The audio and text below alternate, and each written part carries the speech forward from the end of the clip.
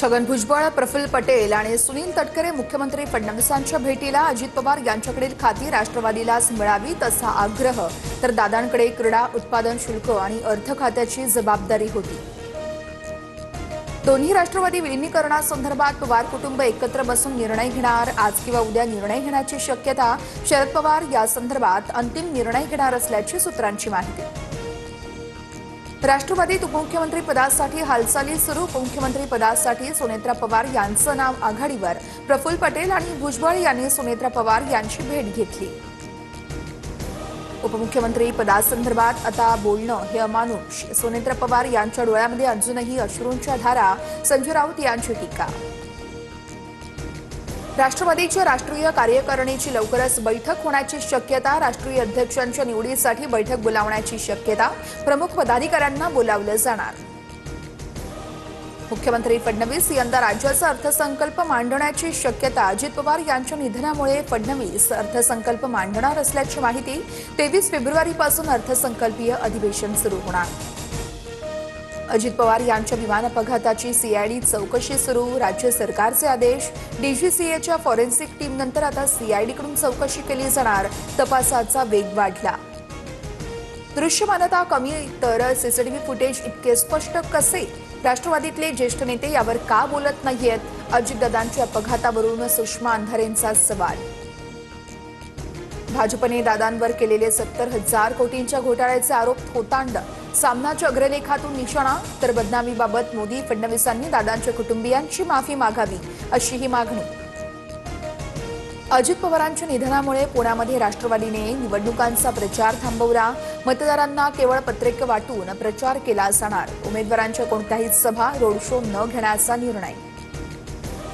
अजित पवार यांच्या पायलटनं शेवटच्या क्षणी प्रतिसादच दिला नाही.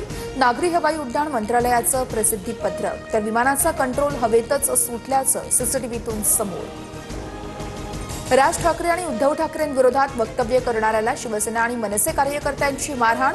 नालासोपारामध्ये धिंड काढली. संबंधित व्यक्ती सध्या पोलिसांच्या ताब्यात. सोलापुरात एका मुलाकडून आजोबा आणि आत्याला बेदम मारहाण. करमाळा तालुक्यातील शेलगाव वांगीमध्ये शेतीच्या कारणावरून भांडण झाल्याची माहिती. 4 जणांविरुद्ध गुन्हा दाखल. पुण्यावरून नागपूरला जाणाऱ्या वडेट्टीवार गटाच्या नगरसेवकांना शिवीगाळ. धमकी देणाऱ्यांमध्ये 10 ते 15 जणांचा समावेश. तर 1 जण ताब्यात. 6 जणांविरोधात गुन्हे दाखल. काँग्रेस उमेदवार सौरभ थोंबरे यांनी मात्र आरोप फेटाळले. अकोला महापालिकेच्या महापौरपदी भाजपच्या शारदा खेडकर यांची निवड. शारदा खेडकर यांच्या निवडीनंतर सभागृहात मोठा गोंधळ. एमआयएमनं ऐन वेळेस तटस्थ राहिल्यानं काँग्रेस आक्रमक. जिल्हा परिषद निवडणुकांच्या तारखांमध्ये बदल. 7 फेब्रुवारीला मतदान तर 9 तारखेला मतमोजणी होणार. अजित पवार यांच्या निधनामुळे राज्यात 3 दिवसांचा दुखवटा. 5 महिन्यांमध्ये 35,000 मराठा कुणबी प्रमाणपत्राचं वाटप. बीड जिल्ह्यामध्ये सर्वाधिक 23,000 प्रमाणपत्र वाटली. हैदराबाद गॅझेटियरनुसार प्रमाणपत्रांचं वाटप. मुंबई आणि नवी मुंबईतील प्रदूषणावरून हायकोर्टाची दोन्ही पालिकांच्या कारभारावर नाराजी. वायू प्रदूषण नियंत्रणासाठी निवृत्त न्यायमूर्तींच्या अध्यक्षतेखाली उच्च अधिकार समिती स्थापन. नवी मुंबई आंतरराष्ट्रीय विमानतळावरून येत्या जूनपासून परदेशात टेक ऑफ करता येणार. फेब्रुवारीपासून विमानतळ रात्रंदिवस सुरू राहणार. उड्डाणांची संख्या 23 वरून 34 पर्यंत पोहोचणार. अलमट्टी धरणाची उंची वाढवण्यास केंद्रीय जल आयोगाचा नकार. फक्त दुरुस्तीला परवानगी दिल्याचंही स्पष्ट. कोल्हापूर आणि सांगली जिल्ह्यांना मोठा दिलासा. प्रशासनावर आर्थिक शिस्तीचा बोजा वाढणार. 2025-26 आर्थिक वर्षात बजेटमधील निधी वितरणाला कात्रे. बांधकामं, वाहन खरेदी आणि इतर प्रशासकीय खर्चावर निर्बंध. निर्मला सीतारामन यांनी मांडलेल्या आर्थिक सर्वेक्षण अहवालामध्ये लाडकी बहीण योजनेचा उल्लेख. लाडकी बहीणसारख्या योजनांमुळे अनेक राज्य कर्जात गेल्याचा अहवाल समोर.